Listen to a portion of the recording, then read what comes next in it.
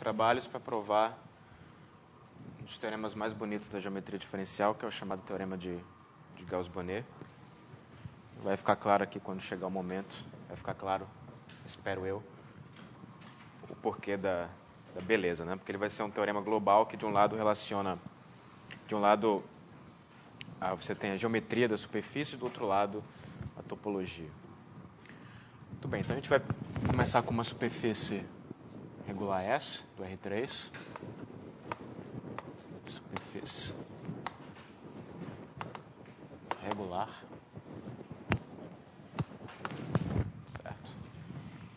E o teorema de Gauss-Bonnet tem a ver com a curvatura de Gauss. A gente vai precisar da expressão da curvatura de Gauss em coordenadas. E aí, se a gente usa um sistema de coordenadas arbitrário, essa expressão é bem complicada. Então, para simplificar a demonstração, a gente vai usar sistemas de coordenadas ortogonais.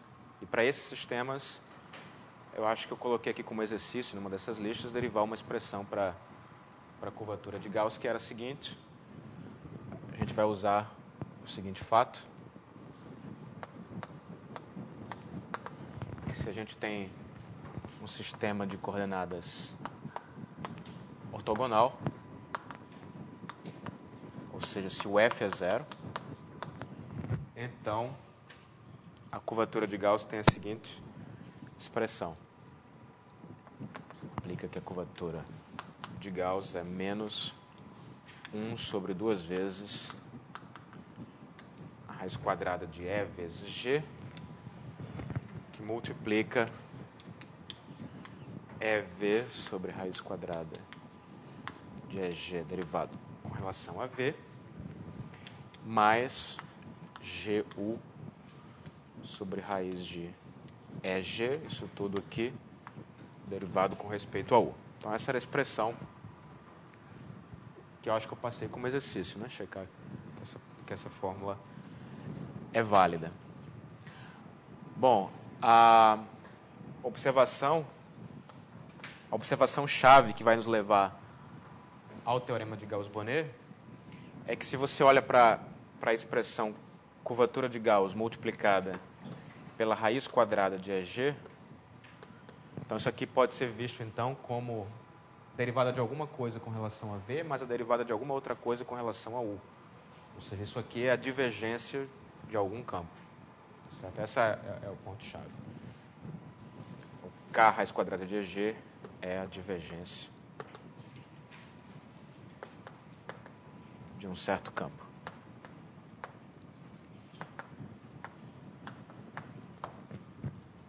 Tá? Essa é a observação-chave. Então, no meio da demonstração vai aparecer o teorema da divergência e aí a gente tem que interpretar o que acontece com o termo de fronteira. Muito bem. Lembre que isso aqui é mais fraco do que ser isotérmico, né? Quer dizer, isotérmico era quando valia que o F é zero e o E era igual a G. Esses sistemas de coordenadas também existem em superfícies, mas isso é muito mais difícil de provar. No caso de parametrizações ortogonais, a demonstração de que esses sistemas de coordenadas sempre existem não é tão difícil assim. Deixa eu só comentar por quê, então. Ou seja, a proposição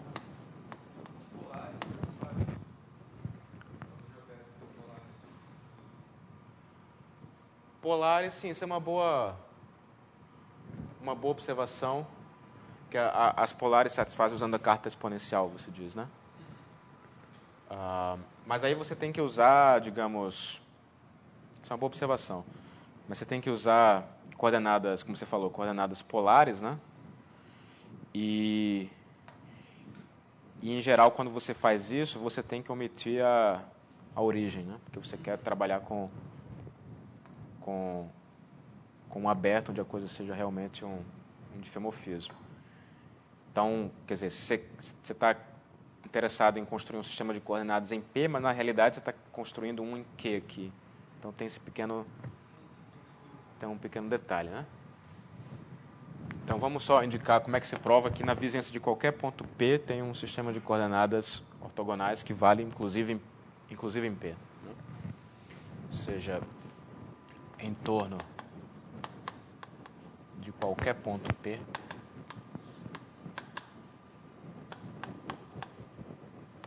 em S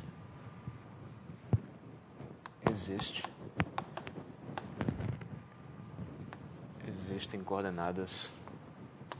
Bom, existe um sistema de coordenadas ortogonal. Sistema de coordenadas. A demonstração é só EDOs ortogonais. A demonstração é basicamente EDO. Deixa eu dar a ideia aqui, né? A ideia é a seguinte: imagina que você tem, vamos fazer no plano, né? Porque no fundo localmente uma superfície é um plano. Então o que está por trás disso é que se você me dá um aberto aqui em torno da origem, por exemplo, se você me dá dois campos W1 e W2 que são linearmente independentes em cada ponto, então eu afirmo. Você pode olhar para as órbitas desses campos, né? Você vai olhar para as órbitas do W1, uma coisa mais ou menos assim, né? Você pode olhar também para as órbitas do W2, são linearmente independentes os dois campos, né? Essas curvas são transversais. Então a afirmação é que existe um sistema de coordenadas que vai cobrir uma vizinhança da origem aqui, certo? E que vai fazer com que as curvas amarelas sejam as imagens dos segmentos horizontais e as laranjas são as imagens dos segmentos verticais. Então, sempre existe um sistema de coordenadas que faz isso. Certo? Ou seja, isso aqui a ideia é usar essa afirmação que eu vou indicar aqui como é que provo. Estou só fazendo um esboço aqui da demonstração da proposição. Bom, vocês estão fazendo o curso de EDOs, o que esse tipo de coisa lembra? Fluxo tubular, não é isso? Um fluxo tubular é para um campo só. Então, o que eu estou dizendo aqui é que no caso de superfícies, né, se eu tiver dois campos linearmente independentes, eu posso fazer um fluxo tubular para os dois ao mesmo tempo. Certo? Então, o que está por trás é o fluxo tubular. Ou seja, o que ele diz é o seguinte, pelo teorema do... Vamos colocar as hipóteses aqui, né? Então, eu tenho dois campos, W1 e W2, são campos diferenciáveis, linearmente independentes, em alguma vizinhança do zero, em R2. Essas são as hipóteses. Então, você sabe que pelo teorema do fluxo tubular, você consegue... Vamos ver se vocês concordam com isso. Pelo teorema do fluxo tubular, existe uma função diferenciável, F1. Estou olhando agora só para o campo W1. F1 que vai estar definida em alguma vizinhança da origem, provavelmente menor ainda, definida em alguma vizinhança do zero, tal que o núcleo da derivada de F1 é exatamente o espaço vetorial gerado pelo W1.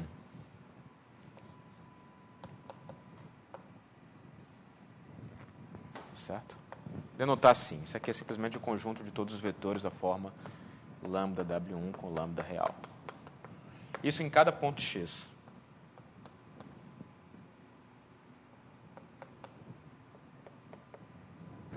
Certo?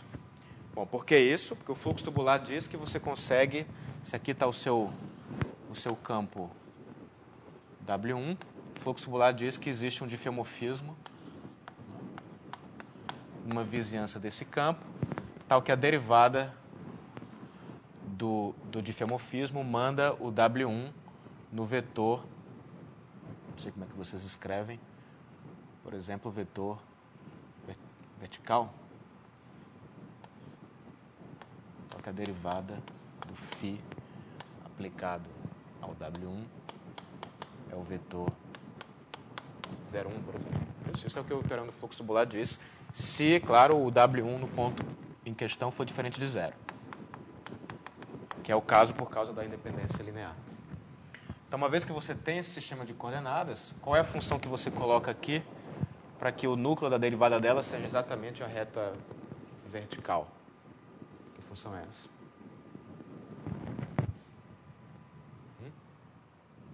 Aqui tem coordenadas, sei lá, x e y. Então, vamos usar x e y, não. Vamos usar a coordenada z1, z2. Então, que função é essa aqui?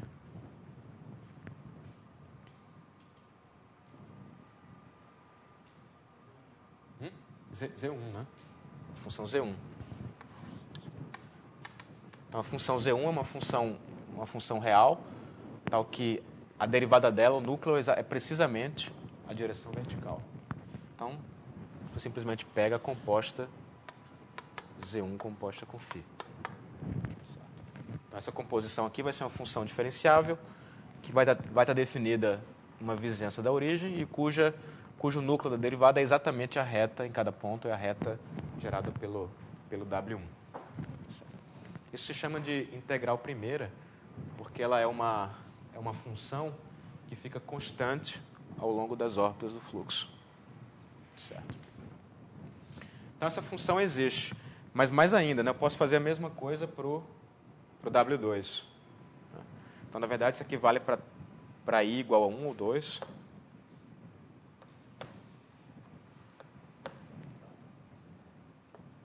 Tenho duas funções, então, F1 e F2. Portanto, a ideia é definir a seguinte aplicação, que vai ser a minha aplicação, digamos, Z, né, de um ponto x e y. A Z é, digamos, a inversa do x, né? Então, o Z é simplesmente F1, F2.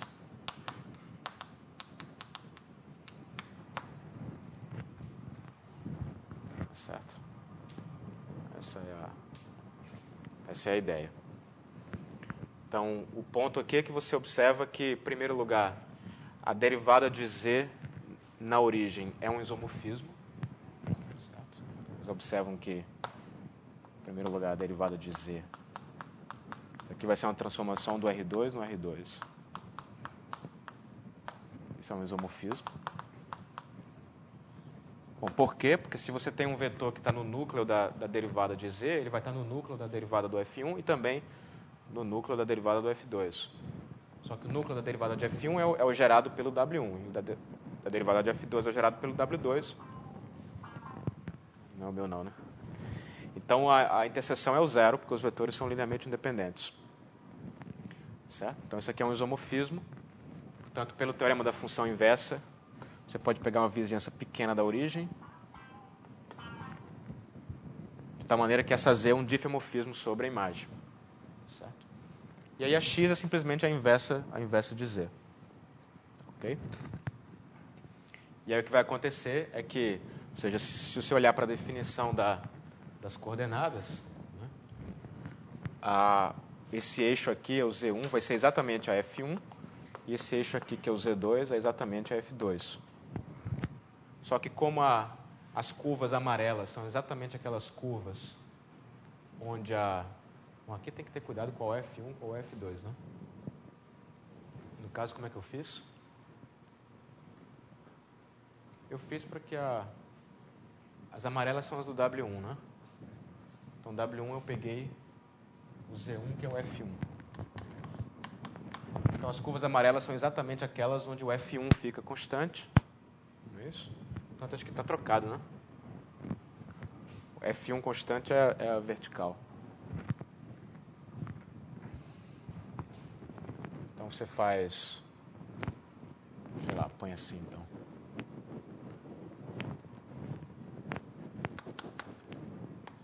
Funciona assim?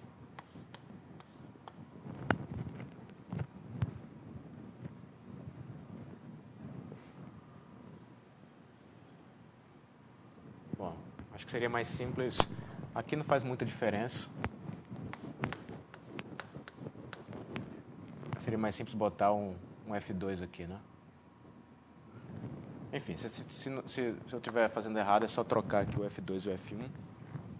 E aí o ponto é que as curvas amarelas, digamos, são aquelas onde a função F1 é constante, tem que ser mandadas, então, nas horizontais. E as laranjas são onde a F2 é constante, tem que ser mandadas nas verticais. Certo? E aí, como é que a gente aplica isso para provar o teorema, né, de que sempre existem sistemas de coordenadas ortogonais? Simplesmente a ideia é pegar esses campos aqui para que eles sejam ortogonais com relação à primeira forma fundamental. Como é que você pode fazer isso? Então, a ideia seria assim, você tem aqui a sua superfície, S, tem aqui um ponto P, tá certo? E aí, numa vizinhança aqui do ponto P, você escolhe um sistema de coordenadas.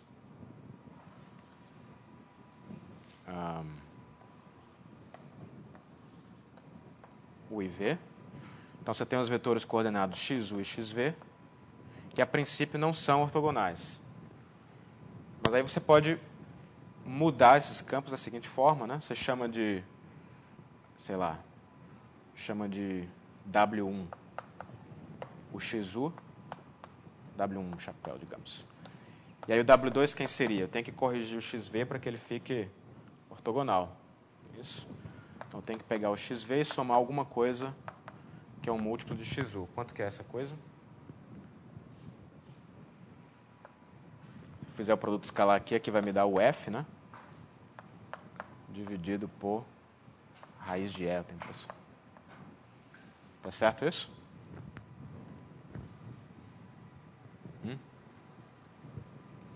Então, se eu faço isso agora, o XU é o W1, o XV é um outro campo aqui,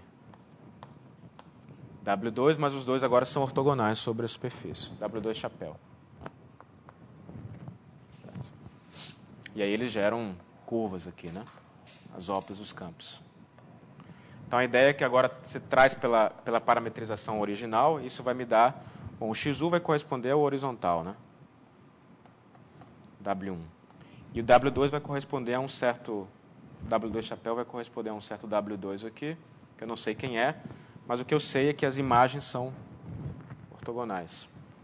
E aí você aplica o teorema que eu acabei de falar, que vai existir uma parametrização aqui, que vai mandar o horizontal, as curvas horizontais nas órbitas do W1 e as curvas verticais nas órbitas do W2, que por sua vez são mandadas em curvas que são ortogonais. Certo? Então veja que não tem nada mais do que o teorema do fluxo tubular. Ok? Vocês completam aí os detalhes. Então, em torno de qualquer ponto P numa superfície regular, sempre existe um sistema de coordenadas ortogonais nos quais aquela fórmula vale. Muito bem. Então, vamos lembrar o que a gente fez na aula passada, né? Quer dizer, o objetivo agora é tentar interpretar geometricamente o que está dentro ali daquela expressão. Então, a gente provou na aula passada a seguinte proposição, né? A gente tinha uma curva alfa e tínhamos dois campos W1 de T e W2 de T, que eram campos tangentes e unitários ao longo de alfa. Unitários ao longo de alfa. Alfa é uma curva contida na superfície, e os campos são tangentes à superfície S, ao longo de alfa. Então, a gente mostrou aqui que se você pega uma função ângulo, φ, que mede o ângulo orientado do W1 de T até o W2 de T, então a gente mostrou que, quando eu olhava para a derivada covariante do W2, isso representa aquilo que eu chamei de valor algébrico, né? Isso se relaciona com a derivada do W1 somando a derivada da função ângulo. Isso foi o que a gente fez na aula passada. E aí um corolário que eu também comentei na aula passada é que se você escolhe o W1 como sendo um campo paralelo e o W2 como sendo o próprio vetor velocidade da curva, que é assumida então ser parametrizada por comprimento de arco, isso me diz então que a curvatura geodésica da curva é precisamente a derivada do ângulo que a tangente faz com uma direção paralela. Paralela com respeito à derivada covariante. Então, a gente fez isso na aula passada.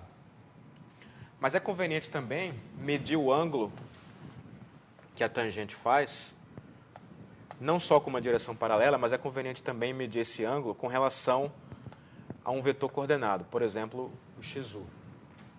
Certo? Então, é isso que a gente vai fazer agora.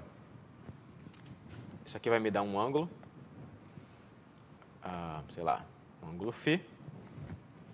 E a pergunta, então, na hora de aplicar essa fórmula, a pergunta, então, é quanto que é a derivada covariante do XU aqui ao longo da curva alfa. Bom, para fazer isso, então, a gente vai supor que o sistema de coordenadas é ortogonal. Certo? Então, o XU ele é perpendicular ao XV, em torno de cada ponto. E aí agora eu quero quero aplicar esse resultado aqui, eu preciso, portanto, de vetores unitários. Então, eu chamo de E1 de T, o XU dividido pela norma dele, que é a raiz quadrada do E. E chamo de E2 de T, o vetor perpendicular, que é o XV dividido pela raiz quadrada de G. Esses dois vetores aqui formam em cada ponto uma base ortonormal.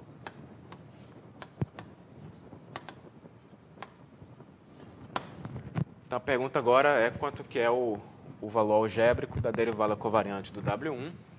Bom, mas você faz aqui o cálculo, né? Você vai ter que a derivada do E1 vai ser, então, eu tenho que derivar o 1 sobre raiz de E vezes o XU. Depois eu vou derivar o XU, né? O XU é uma função da curva. Então, eu preciso escrever a curva em coordenadas. Digamos que ela se escreve assim. Então, o XU vai me dar, quando eu derivar com respeito a T, ele vai ser, então, a derivada com respeito a U, e aí eu tenho du dt, depois a derivada com respeito a V, multiplicada por dv dt. E aí, como se a derivada... Bom, essa é a derivada usual, mas a derivada covariante, o que é? É exatamente a projeção tangente disso, e o valor algébrico, eu defini aqui na aula passada, ou na retrasada, isso aqui é o produto escalar que a derivada covariante faz com o vetor perpendicular, com o n vetorial E1, por definição. Só que nesse caso aqui eu pego a base, as coordenadas formando um sistema ortogonal e positivo também, que preserva a orientação da superfície. Então, nesse caso, o vetor perpendicular é exatamente o E2. Certo. Isso aqui é derivada covariante de E1 multiplicado pelo E2. Certo? Bom, como o E2 é um vetor tangente, eu posso esquecer a componente tangente aqui da derivada covariante e pegar a derivada usual. Bom, aí se você faz então a conta, né? Você vê que esse termo aqui vai desaparecer, que é bom para a gente, significa que a gente não vai ter que derivar o E, né? Porque o XU é o E1 vezes raiz de E e a ortogonal é o E2. Então, esse termo desaparece. E aí a gente fica, então, com a seguinte expressão. O E2 é o XV sobre raiz de G. Então, isso me dá XUU, XV sobre raiz de G, du dt, mais XUV sobre raiz de g, não é isso?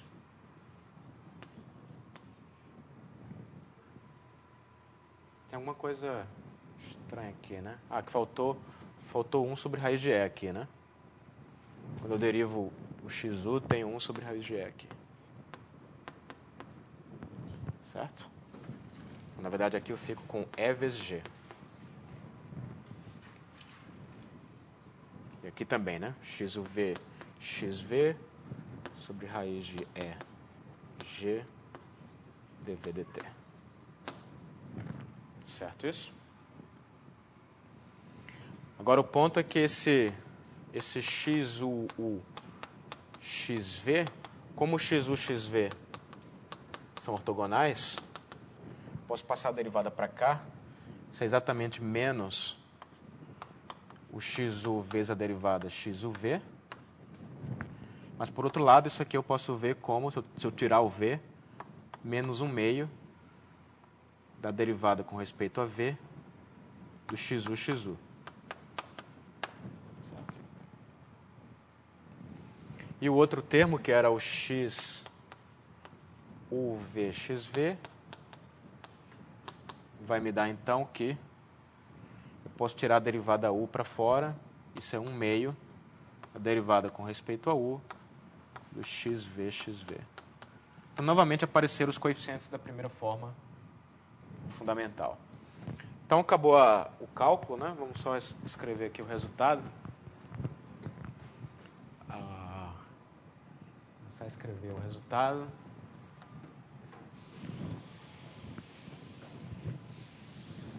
Talvez seja conveniente escrever aqui para guardar. Então, o resultado é a seguinte proposição. Se eu agora escolho, ao invés de pegar o W1 como sendo uma direção paralela, eu pego o W1 como sendo dado pelo vetor XU, normalizado para que tenha norma 1. Pego o W1 como sendo um campo coordenado normalizado. E o W2 vai ser o vetor velocidade de novo. Então, faço W1 igual ao XU, W1 de t, né? Esse é o XU sobre norma de XU no ponto alfa de t. E o W2 de t é simplesmente o vetor velocidade, curva parametrizada por comprimento de arco. O que eu obtenho, então, é uma fórmula para a curvatura geodésica que é diferente daquela. Pego o ângulo novamente. Vou chamar esse ângulo de θ. É o ângulo, portanto, que vai do E1 até o... 1 não, né? XU sobre norma de XU até o alfa'. E aí a fórmula que fica é que a curvatura geodésica, que é exatamente o valor algébrico da derivada covariante do W2, é igual ao valor algébrico da derivada covariante do W1 que eu calculei. Quanto que dá? Tem esse 1 sobre raiz de EG, que eu posso colocar para fora. Tem 1/2 ali também. 1 sobre 2 raiz de EG multiplicado por o primeiro termo lá, XU, XV, eu tinha calculado, dava menos derivada com respeito a V do XU, XU. XU, XU. Então, isso é menos derivada com respeito a V do E. Multiplicado por du dt. E aí o outro deve ser G derivado com respeito a U, dv dt.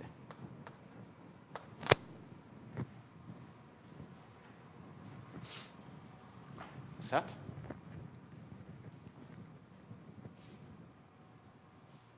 Acho que está certo, né? Bom, e aí vocês podem olhar para as expressões aqui, né? Vocês vão ver que qualquer semelhança não é mera coincidência, certo? O que vai ligar essas fórmulas parecidas aqui. Tentar ligar essas duas fórmulas vai acabar nos dando o teorema de Gauss-Bonnet. Alguma dúvida até aí? Não? Ok. Então vamos começar o trabalho. Primeiro deixa eu enunciar o teorema de Gauss-Bonnet. Então a gente primeiro vai mostrar uma versão local. Vai usar coordenadas. E depois a gente vai usar isso para provar uma versão global, usando triangulações. Então a gente começa com a versão local do teorema de Gauss-Bonnet. Primeiro tem que dar algumas definições. Bonnet, versão local. Talvez eu possa enunciar logo o teorema e eu explico aqui o que é cada coisa. Então, o enunciado é assim, né? Seja R contido na imagem de uma parametrização. Isso aqui está contido numa superfície S. Uma região simples.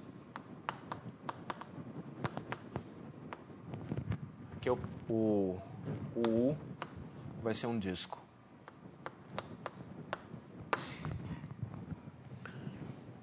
Então vale o seguinte. Se eu integrar, vai ser uma região R, uma coisa assim. Ela está contida na imagem uma parametrização.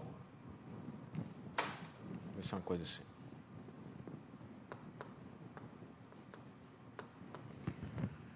Então, preciso pedir também que a fronteira de R esteja positivamente orientada. Vou acrescentar isso aqui. Fronteira de R positivamente orientada. Então, vale o seguinte. A integral da curvatura de Gauss sobre a região R mais a integral da curvatura geodésica sobre a fronteira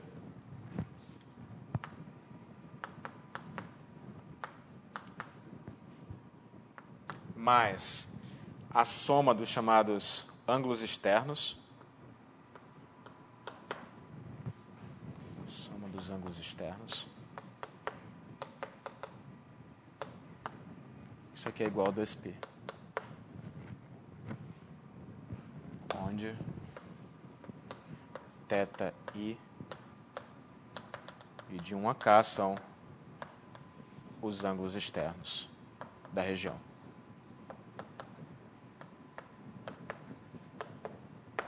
Então, essa é a versão local do teorema. Então, o que é uma região simples, né? O que são os ângulos externos? Bom, região a gente já sabe o que é. Quer dizer, uma região é o fecho de um aberto, né? Em geral, uma região é o fecho de um aberto cuja fronteira é um número finito de curvas diferenciáveis por partes. Isso aqui é uma região. E aí você diz que ela é simples se ela for homeomorfa ao disco. Se ela for uma coisa assim. Homeomorfa ao disco. Ok? Então a fronteira dela em particular vai ser dada por uma curva só, diferenciável por partes. Então isso aqui é uma região. E o que são os ângulos externos? Aí o que você faz é o seguinte, né? A fronteira ela vai ser diferenciável por partes. Então você pode pegar uma parametrização da fronteira. Então, digamos que eu chamo então de alfa de A a B. Essa parametrização.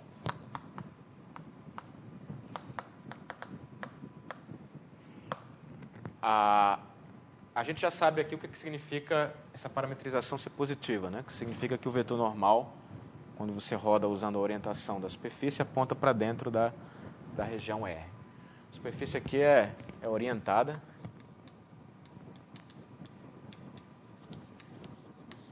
Certo? Então você diz que ela está... A parametrização é positiva quando você olha para um arco aí da fronteira, você tem a tangente, e aí você tem a tangente T, e você tem a normal Nzinho, que era o N vetorial T. Ela é positiva, então, quando essa normal aponta para dentro da região R. Ok? E agora só falta definir, então, os ângulos externos. Aí os ângulos externos você faz assim. Então, digamos que ela é diferenciável por partes, então você escolhe os vértices, né? Digamos, T0 vai ser o A.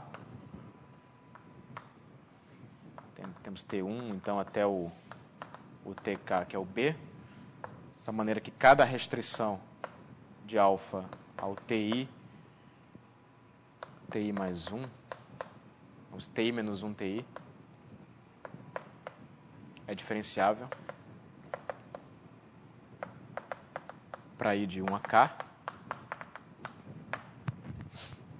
E aí, quando você olha para o vértice TI, né, você tem um desenho assim.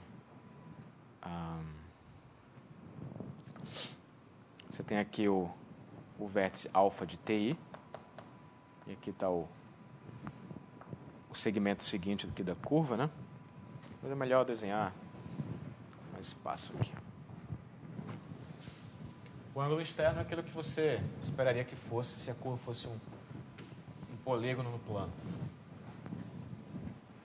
Você tem aqui o seu alfa de TI. A curva está vindo assim. A região R está aqui, digamos. E aí o que você faz é, você olha para a derivada pela esquerda. Você olha por aqui, esse vetor, vai ser chamado de alfa' de TI, calculado pela esquerda. Certo? E aí você tem também uma tangente, calculado pela direita. Então, o ângulo externo é o ângulo orientado, que mede o ângulo entre esses dois vetores. Isso aqui é o ângulo entre o alfa' de TI pela esquerda e o alfa' de TI pela direita. E aí eu vou pegar esse ângulo aqui, ele é um ângulo orientado, né? Vou pegar ele entre menos π e π. Certo. Está clara a definição?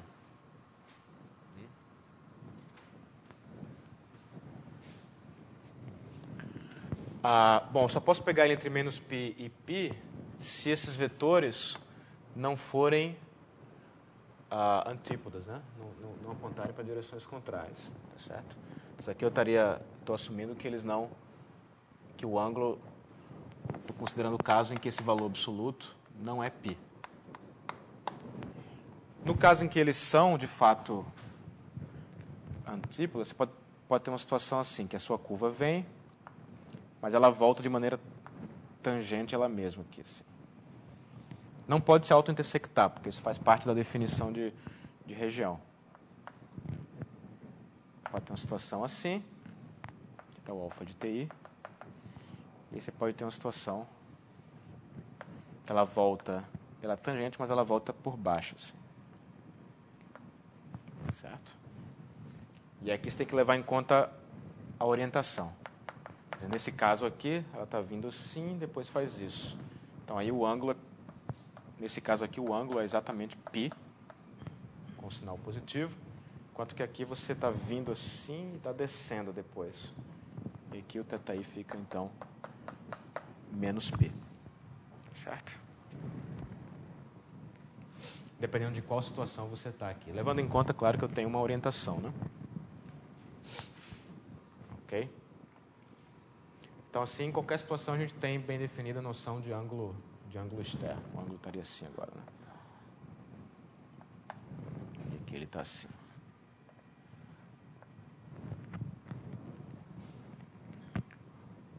Ok. Então está claro o enunciado do teorema?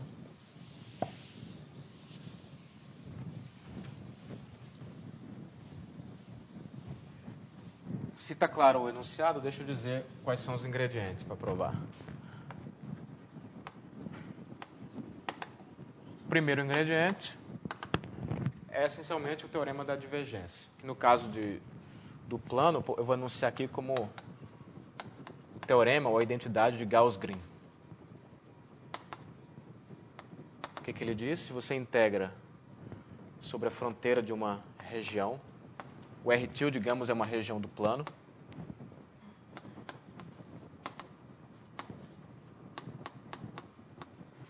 Certo? Uma coisa assim.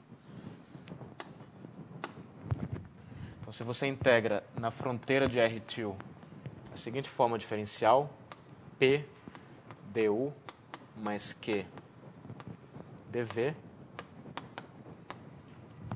isso é igual, na verdade o teorema de Gauss-Green é o teorema de Stokes para o plano. Né? Isso aqui vai me dar integral sobre a região R-til da diferencial dessa forma aqui. Mas quem que é a diferencial dessa forma? Quando eu derivar o P e Q são funções, tá? Então, quando eu derivar o P aqui, só preciso derivar com relação a V, porque eu tenho du. Então, isso vai me dar menos, porque eu tenho que trocar o du com dv. Então, isso me dá menos dp dv, e aqui eu derivo com respeito a u, mais dq d. Concordam com isso? Esse é o teorema de Stokes em dimensão 2. Teorema de Gauss-Green. Bom, o segundo ingrediente é um ingrediente topológico, que é o chamado teorema do índice de rotação. O índice de rotação. O que esse teorema diz? Imagina então que você tem uma superfície S, você tem uma parametrização x da superfície. Parametrização.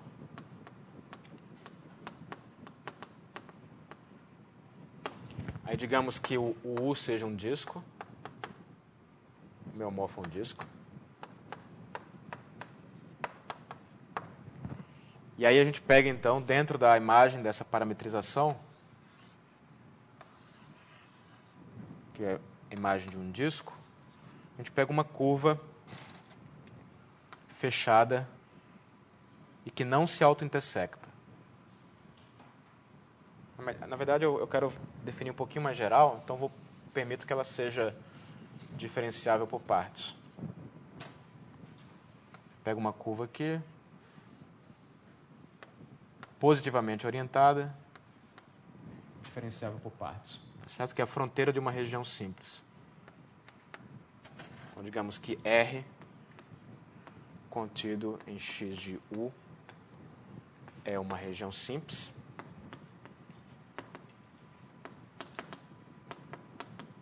Digamos que essa fronteira seja parametrizada por uma curva alfa.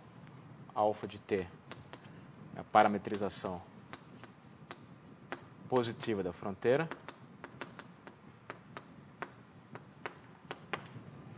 E aí eu posso olhar então para o ângulo, vou chamar de φ, o ângulo que a tangente faz com a direção dada pelo primeiro campo coordenado. Se isso fosse uma curva plana, seria o ângulo com a horizontal, né? Φ de t é o ângulo que vai do XU sobre norma de XU para o alfa' de t. Vou enunciar aqui, tá? Então, todas essas condições aqui implicam que vale a seguinte fórmula. Se eu integrar a derivada da função ângulo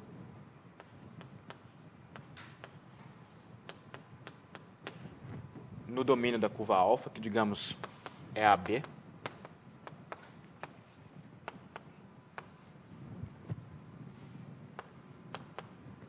de A a B. Se eu estou olhando como é que esse ângulo varia, né, quando eu dou a volta na curva, E se eu somar isso, os ângulos externos,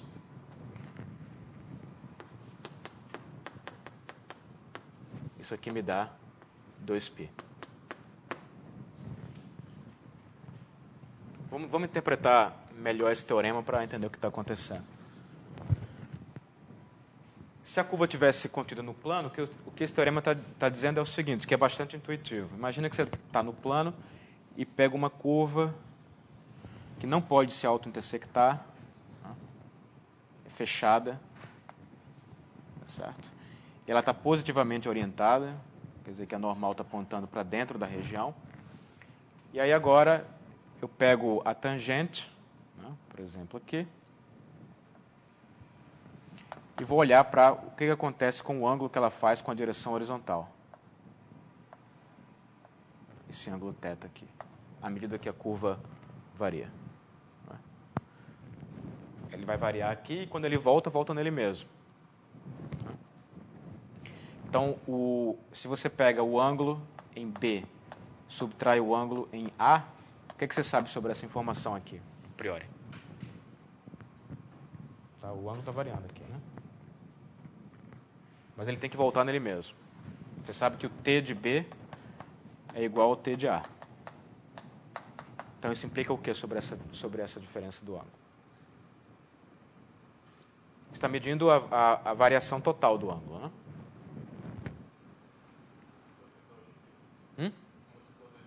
Múltiplo de 2π, exatamente. A priori, né, isso aqui tem que ser um múltiplo de 2π, um múltiplo inteiro.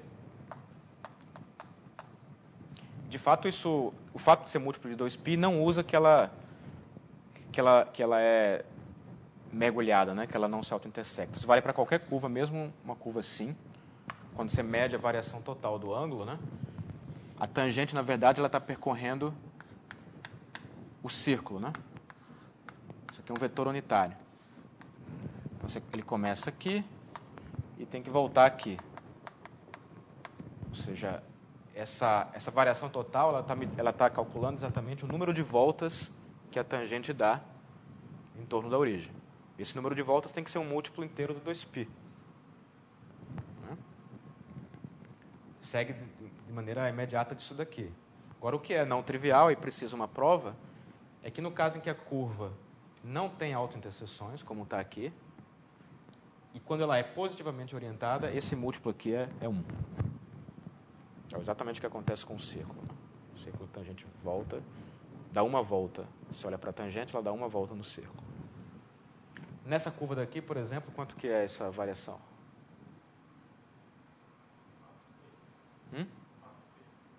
4π? Não. 0, isso. Porque vamos acompanhar o que acontece com a tangente aqui, né? Ela começa crescendo assim, né? Começa andando aqui. Né? Ela anda aqui. Aí vai parar em algum momento aqui, né? T de C, ela para num cara aqui. T de C. Mas aí quando ela começa a descer aqui, ela volta, né? Então ela desfaz tudo o que tinha feito antes. Certo? Então, nessa curva aqui, o K é 0. A variação total do ângulo é 0. O K que aparece aqui é o que se chama de índice de rotação de uma curva. Tá? No plano. E o que esse teorema topológico diz é que se a curva for a fronteira de uma região que é homeomorfa ao disco, o índice de rotação é 1 ou menos 1. 1 se ele estiver positivamente orientado, menos 1 se estiver negativamente orientado. Certo? Uma pergunta aí? Bom, isso é para uma curva diferenciável, mas por acaso a curva tiver um bico, né? O ângulo salta. Quando chega aqui, eu estou calculando a variação do ângulo, ele vai saltar daqui para cá. Então, esse salto eu tenho que acrescentar na fórmula. Esse salto é exatamente o ângulo externo. Okay. Tá bem? Então, esses são os dois ingredientes que a gente precisa para provar o teorema de Gauss-Bonnet, a versão local. E aí a prova vai ser simples. A prova vai ser curta. Dá trabalho um pouquinho só definir as coisas, mencionar esses ingredientes. Ok.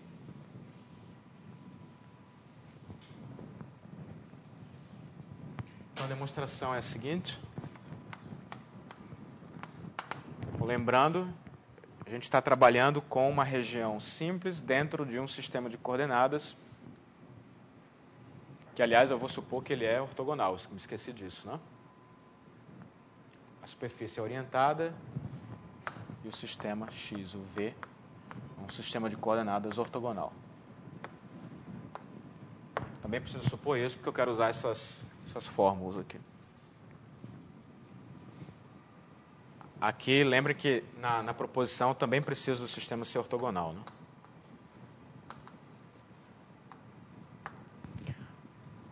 Ok, então a observação-chave que eu tinha feito logo no início da aula é que essa expressão aqui me diz que a curvatura de Gauss multiplicada pela raiz de EG é uma divergência.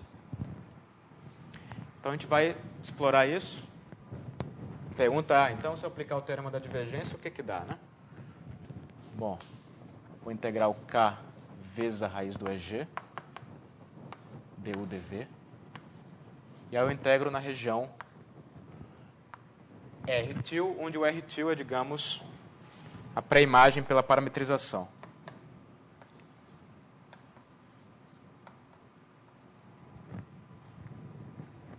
Certo? Esse R-til aqui é o pré-imagem de R pela parametrização. Então, por um lado, isso aqui o que me dá? Isso. Isso aqui é exatamente o elemento de área, né? Isso aqui é a integral do K vezes o ds. Sobre a região R que está na superfície agora. Porque o F é zero, ele não aparece aqui na fórmula. Então, usando que o F é zero, eu obtenho isso.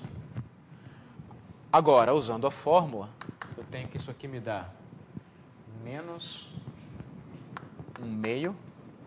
O raiz de EG cancela com aquele denominador. E eu fico, então, com a integral de EV sobre raiz de EG derivado com respeito a V mais GU sobre raiz de EG derivado com respeito a U. Certo isso? Agora está na hora de aplicar o Gauss-Green, teorema de Stokes. Então, se eu quiser colocar aquilo ali nessa forma, quem que tem que ser o P e quem que tem que ser o Q, né? O Q seria esse termo aqui. E esse aqui seria o menos P, né? Então, aplicando o Gauss-Green, a gente vai ter menos 1/2, que vem daqui da fórmula, e aí aparece, então, a integral sobre a fronteira do R-til, da seguinte forma diferencial. O P é menos EV sobre raiz de EG, multiplicado pelo du,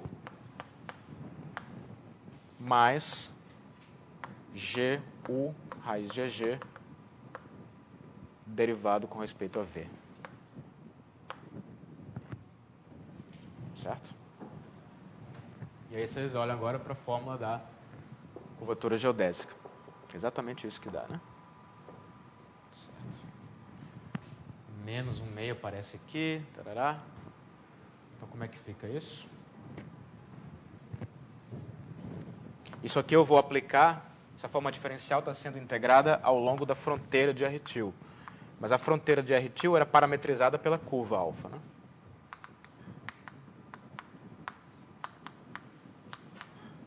Que é escrita em coordenadas dessa forma aqui. Xu de t, v de t. Quando eu aplico isso ao vetor velocidade da curva, eu vou ter exatamente aquela expressão ali. Ou seja, isso me dá menos 1/2 menos o meio desaparece, né?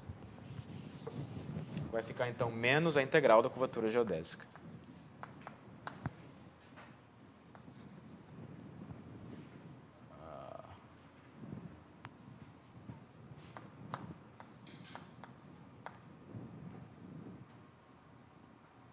Eu esqueci uma coisa aqui, né? O que é que eu esqueci nessa fórmula? Derivada do ângulo, né? Derivada do ângulo. Aqui faltou derivar o ângulo. Ok? O ângulo que a tangente faz com a direção coordenada. Que é exatamente o que aparece no teorema do índice de rotação. O teorema do índice de rotação olhava exatamente para o ângulo, né, da tangente com a direção coordenada. Ok, então vamos corrigir isso aqui. A curva está parametrizada por comprimento de arco, né? Então isso aqui é basicamente o ds, ds, ds, se você quiser. Por isso que eu escrevi assim. Certo?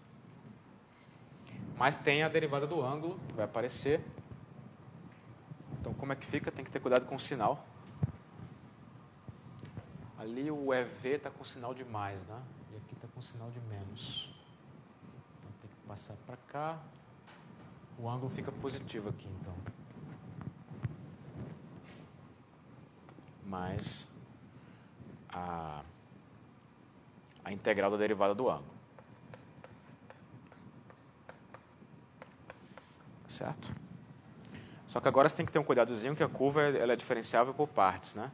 Então, quando eu digo a integral da curvatura geodésica, eu quero dizer a soma das integrais em cada arco. E aqui é a mesma coisa. Eu vou somar a integral do dθ i ds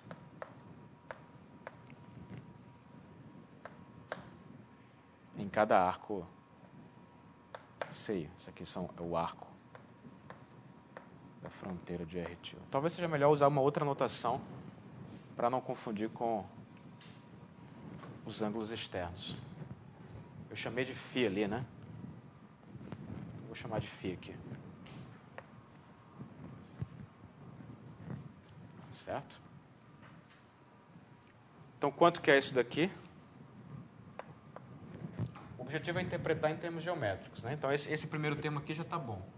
Isso é exatamente como agora o elemento é o elemento de arco. Isso aqui é exatamente menos a integral da curvatura geodésica na fronteira.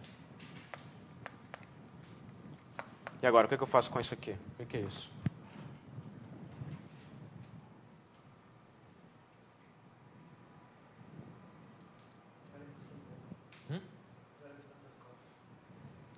Você pode usar o teorema fundamental do cálculo, né? Também, se quiser. Mas aqui tem que lembrar que a curva é diferenciável por partes, em primeiro lugar, né? E segundo, que você usar o teorema fundamental do cálculo, você só vai dar, digamos, uma reformulação do que seria isso daqui. Né? Quer dizer, se a curva fosse diferenciável por partes, eu posso escrever isso como θ de B menos θ de A, ou então como integral do dθ dt, se eu quiser. Certo? Essas coisas. O teorema fundamental do cálculo só vai me dizer que essas duas coisas são iguais.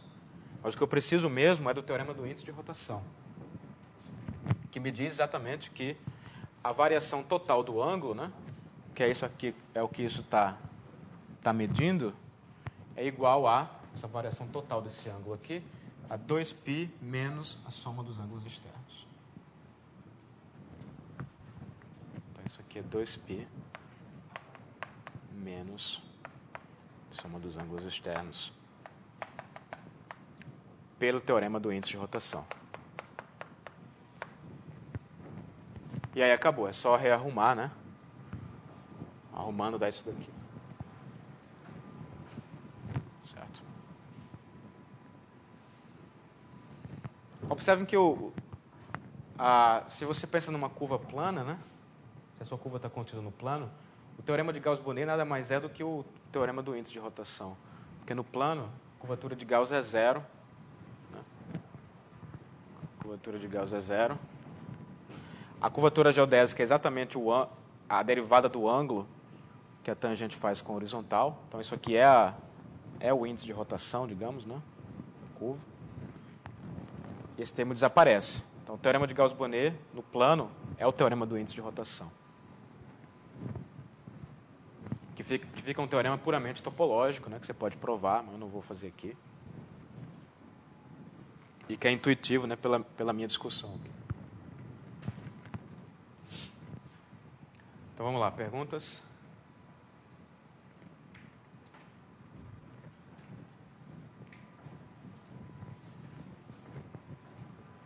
Tudo ok aí? Ok. Então, se está tudo ok, a gente pode começar a versão global, né? A versão global, a demonstração vai ser puramente combinatória. E a parte, digamos, de cálculo acabou. Porque a ideia é que se você quer integrar a curvatura de Gauss agora numa região que é muito grande, a ideia é que você vai quebrar essa região muito grande em pedacinhos menores, de tal maneira que cada pedaço menor esteja contido numa parametrização daquele tipo, e aí você vai aplicar o teorema de Gauss-Bonnet local em cada pedacinho. E você vai somar os resultados. E aí você tem que interpretar o que acontece quando você faz isso. A maneira mais conveniente de quebrar uma região R em pedacinhos menores é usar triangulações. É o que a gente vai fazer agora. Certo.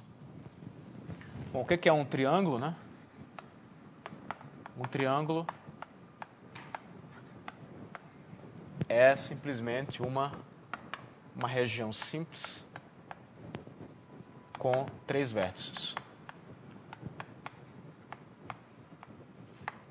Com 3 vértices. Uma coisa assim.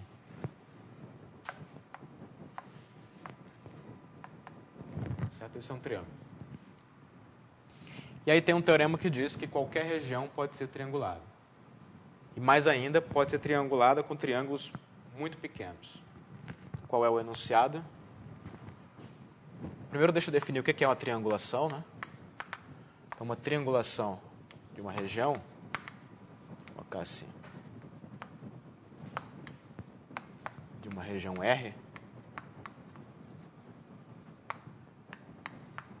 é uma decomposição de R em triângulos, uma decomposição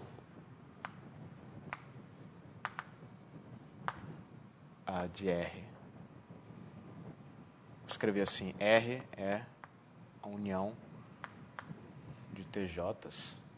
Melhor, é uma família de triângulos, que eu vou chamar de TI. O I aqui varia de 1 a N, uma família finita de triângulos. Com as seguintes propriedades. A primeira propriedade é que realmente a união dos triângulos é a região inteira. Ou seja, o R é a união dos TJs, dos TIs. E a segunda é que 2 triângulos, quando se intersectam, fazem isso ao longo de uma face comum, que pode ser uma aresta comum ou um vértice comum. Então, você não pode ter uma situação assim, um triângulo assim e outro assim, por exemplo. Isso aqui está proibido. Sempre que 2 triângulos se intersectam, ou eles o fazem ao longo de uma aresta comum, ou então ao longo de um vértice comum. Certo. Então, se TI intersectado com TJ é não vazio, onde o I é diferente do J, então TI interseção TJ é um vértice ou uma aresta comum de TI e TJ.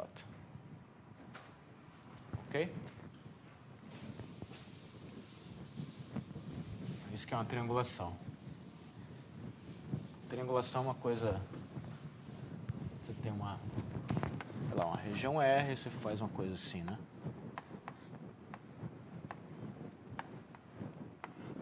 Ok? Isso é uma triangulação. Né? Opa, aqui não, né? Não posso fazer isso, por exemplo. Isso aqui deixa de ser uma triangulação. Né? Porque eu tenho um triângulo aqui maior, um triângulo menor, e a interseção dos dois está dando um subconjunto da aresta. Isso não pode acontecer. A interseção tem que ser um triângulo assim.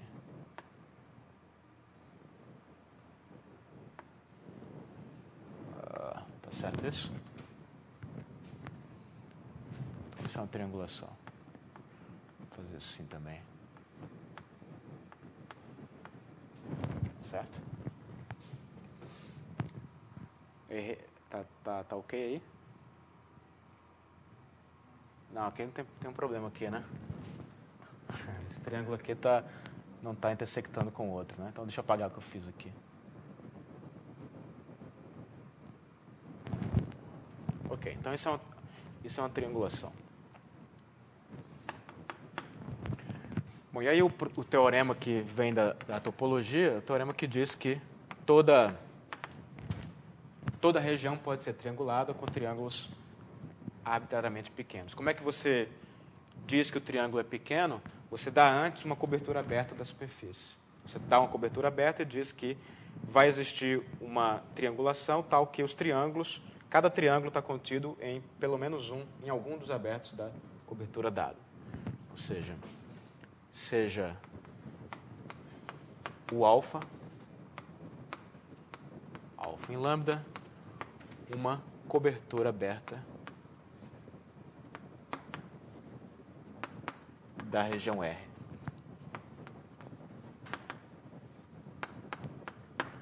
Ok? Então, existe uma triangulação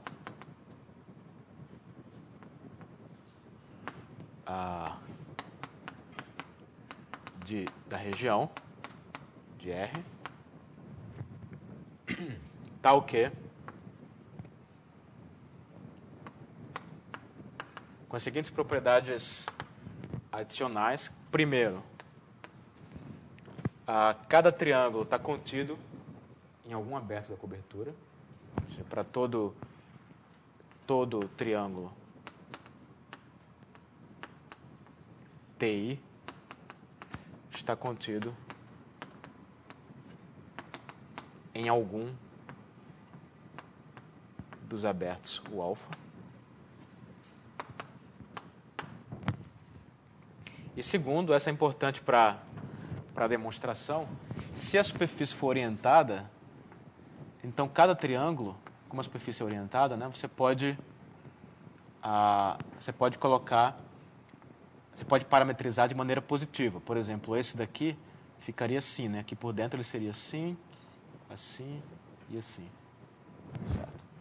Mas eu posso orientar o outro triângulo também. Ficaria assim, assim e assim. Qual é a observação que vocês têm sobre o desenho que eu acabei de fazer? Estou supondo que a superfície é orientada. Então, eu posso pegar, se eu tenho uma tangente aqui, eu sei para onde está o normal, né? Então, eu posso orientar cada triângulo de maneira positiva. E aí, qual a observação que vocês têm sobre isso aqui? A fronteira da união está Sim, também. Essa é uma observação. Mas não é a que eu estou querendo, não. Porque imagine, vamos pensar no que a gente vai fazer, né? A gente vai usar o teorema local para cada triângulozinho. Vou somar, então, aquela identidade aqui, integrada em cada triângulozinho. Então, em particular, eu vou estar somando integrais sobre as fronteiras dos triângulos. Isso, exatamente. Ou seja, se eu oriento os triângulos de maneira positiva, a orientação induzida na aresta comum de triângulos adjacentes, essas orientações se cancelam. Uma está para cá, outra para lá. Essa é a segunda observação. Então, se S é orientada e os TIs são orientados positivamente,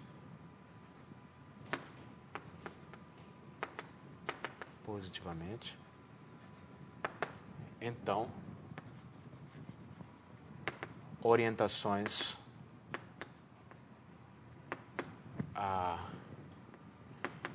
induzidas por triângulos adjacentes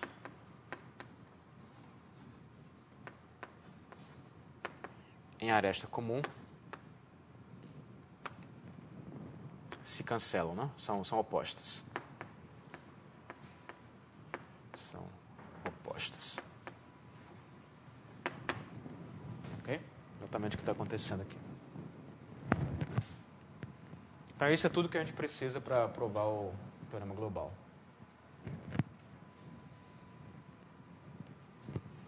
Sim. Talvez seja fácil você também tentar globalizar usando partição da unidade. Partição da unidade em que, como... Em possibilidade, a gente provou que toda variedade pensável admite partição da unidade coordenada a qualquer cobertura aberta. Uhum. Você consegue fazer esse cálculo em cada vizinhança coordenada e depois globalizar usando uma partição da unidade.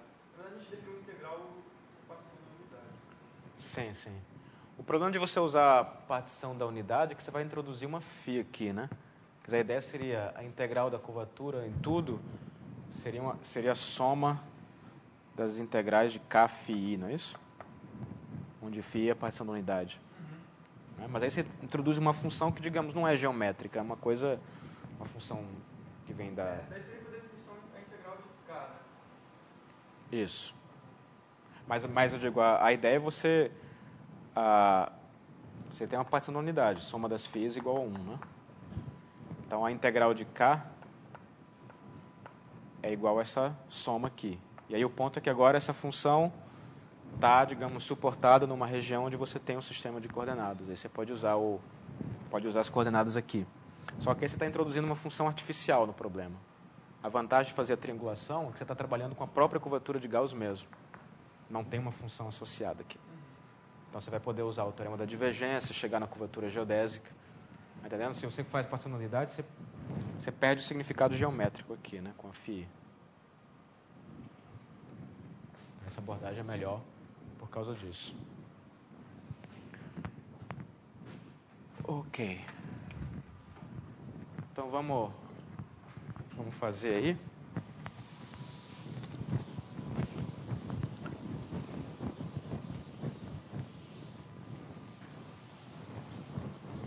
Então o teorema de Gauss-Bonnet versão global diz o seguinte. Deixa eu pensar aqui o que eu faço. 15 minutos, né?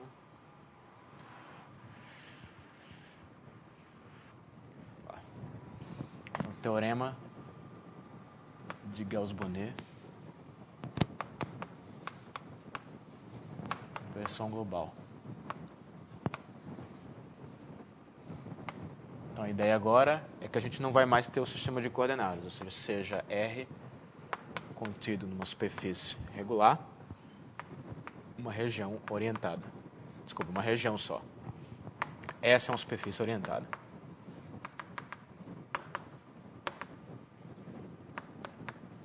Então eu tirei, por exemplo, a condição de que essa região é simples, ela não precisa ser mais um disco. Em particular, a fronteira dela pode ter mais de uma curva. Certo? Então R é uma região. Então posso escrever a fronteira de R como uma união de curvas onde cada CI é uma curva fechada, diferenciável por partes, sem autointerseções, né? Fechada, diferenciável por partes e parametrizada positivamente.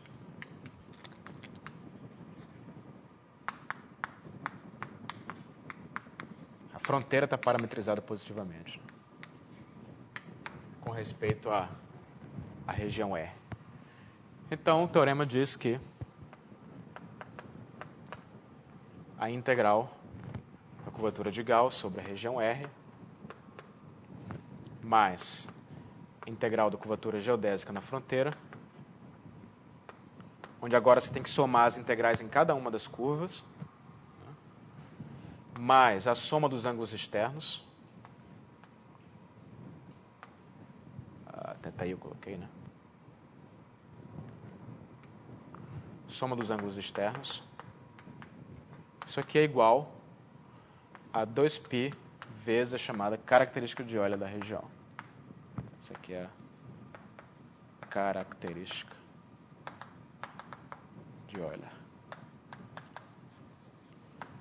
Então, o que é... vamos comparar, então, os dois enunciados, né? A diferença, então, é que apareceu essa característica de Euler. A razão por trás aqui é de que a característica de Euler de uma região que é homeomorfa ao disco é 1. Né?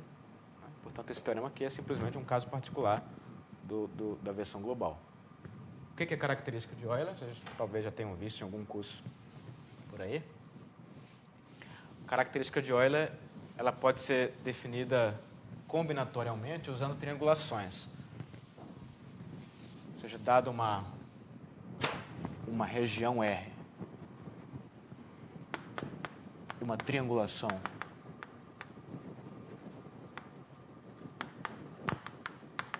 TI de R, você pode chamar de V o número de vértices da triangulação, chamar essa triangulação de lambda. Você pode chamar de A o número de arestas e de F o número de faces. Então, a característica de Euler é definida como, a princípio, é um número que depende da triangulação. Né? Isso aqui é simplesmente o número de vértices menos o número de arestas mais o número de faces. É a soma alternada dos números de faces 0-dimensionais, 1-dimensionais, 2-dimensionais. Se a triangulação fosse tridimensional, você ia subtrair o número de faces tridimensionais e assim por diante. Sempre alternando a soma. E aí o ponto, o fato é que esse número não depende da triangulação. Que não depende da triangulação de R. Ou seja, na verdade, esse número aqui, característica de Euler de uma região, é um invariante topológico.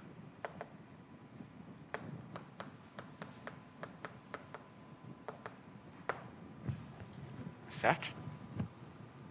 Então, qual é a característica de Euler de um disco? Bom, um disco ele é homeomorfo a um triângulo, né? Que já tem a sua própria triangulação trivial. Então, no caso do triângulo, o número de vértices é 3, o número de arestas é 3 também, e o número de faces é 1. Então, a característica vai dar 3 menos 3 mais 1, ou seja, 1. A característica de Euler de um disco é 1. Por isso que o teorema global implica o local. E isso não depende da triangulação. Você pode triangular de uma maneira diferente, vai dar 1 do mesmo jeito. Tá certo? Alguma pergunta sobre isso aí? Então, ao invés de provar, deixa eu fazer só um corolário. Terminar a aula. Existe um teorema muito famoso, né?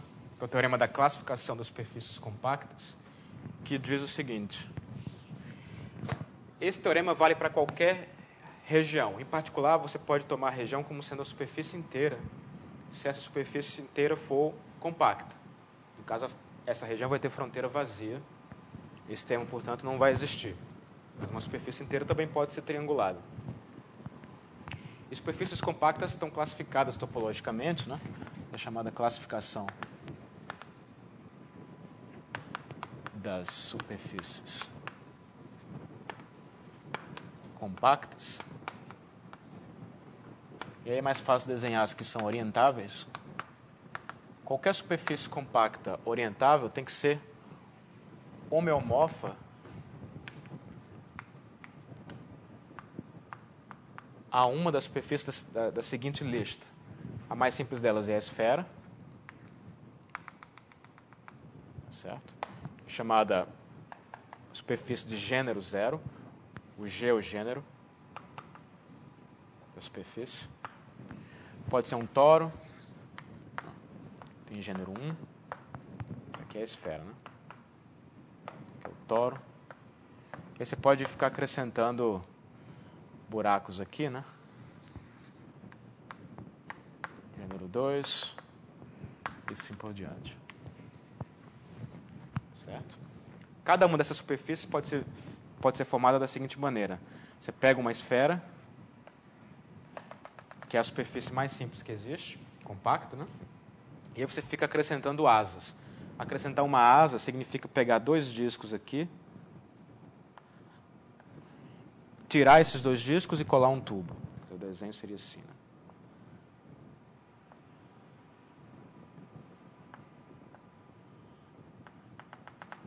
Quando você faz isso aqui, que superfície é essa?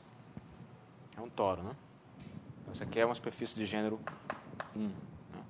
Mas você pode continuar fazendo o mesmo processo aqui, pode acrescentar um outro aqui, né?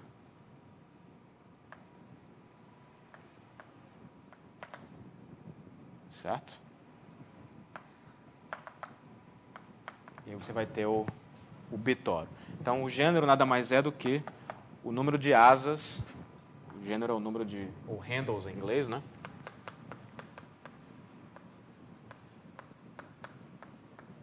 Você precisa acrescentar uma esfera para obter a superfície.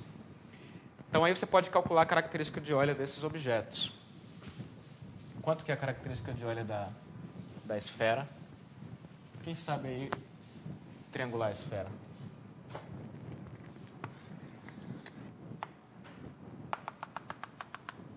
Qual é a triangulação mais simples que tem da esfera, mais natural?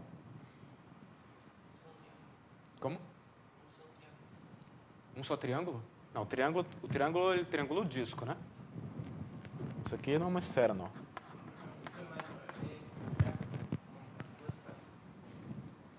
Triângulo com as duas faces.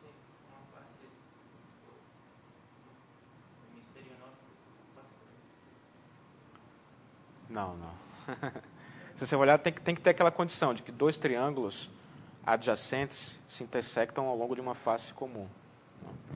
Precisa mais triângulos, né? Pegar um tetraedro e projetar uma esfera.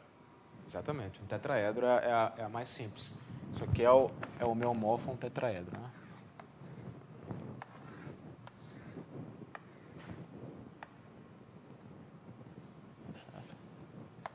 A superfície de um tetraedro, né?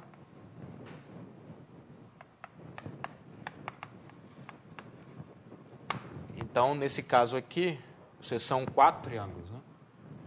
O número de vértices é quanto? É 1, 2, 3, 4, é isso? O número de arestas é 1, 2, 3, 4, 5, 6. E o número de faces é 4. Portanto, a característica de Euler da esfera é 4 menos 6 mais 4, isso dá 2. Certo? Essa é a característica de Euler da esfera. E de um toro? Como é que a gente faz a de um toro aí?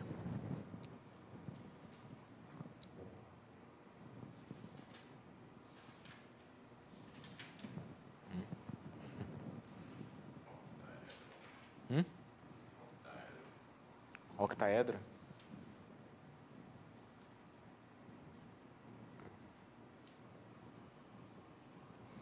Bom, posso deixar como exercício mostrar que toda vez que você acrescenta uma asa, a característica de Euler cai 2 unidades. Certo? A característica de Euler do toro vai ser 0, que é 2 menos 2. A do bitoro é menos 2 e assim por diante. Certo? A característica de Euler aqui deu 2, aqui ela é 0, aqui ela é menos 2, isso aqui é a superfície, né? E assim por diante. Então, de maneira geral, a característica de Euler de uma superfície de gênero G é 2 menos 2G. Essa é a fórmula. Certo? Então, só um comentário. Uma maneira de triangular o toro é você observar que o toro é é um quadrado com esse lado identificado com esse e esse identificado com esse. Então, você pode pensar numa triangulação que seja uma coisa assim, por exemplo.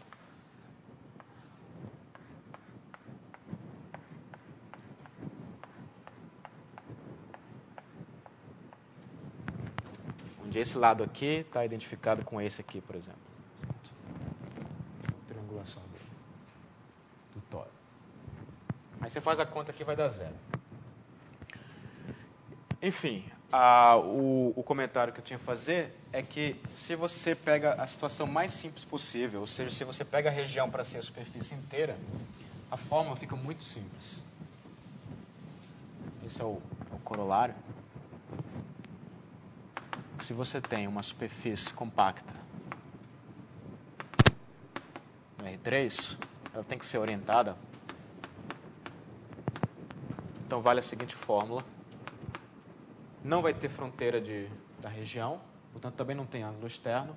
A fórmula é simplesmente que a integral da curvatura de Gauss sobre a superfície é igual a 2π vezes a característica de Euler. E qual é a beleza disso daqui, né? Que de um lado você tem geometria, do outro lado topologia. As duas coisas são sempre iguais. Se você pega uma esfera bonitinha de raio 1, pega uma esfera de raio 1. Esfera de raio 1, a gente viu que tem curvatura de Gauss quanto? Isso aqui é 1, né? Quanto que dá a integral de 1? A integral de 1 é a área, né? Quanto é que é a área? A área de uma esfera de raio 1, quem sabe? 4π, né? 4π.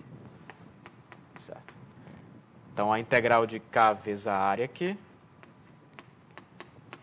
dá 4π nesse exemplo simples, que é o que você espera, porque a característica de Euler de uma esfera é 2. Isso aqui tem que dar 4π. Certo. Uma esfera bonitinha. Agora, se você pega uma esfera toda torta, certo? E aí você imagina que isso aqui é tipo uma... Imagina um polvo, né? Uns tentáculos assim, não sei o quê.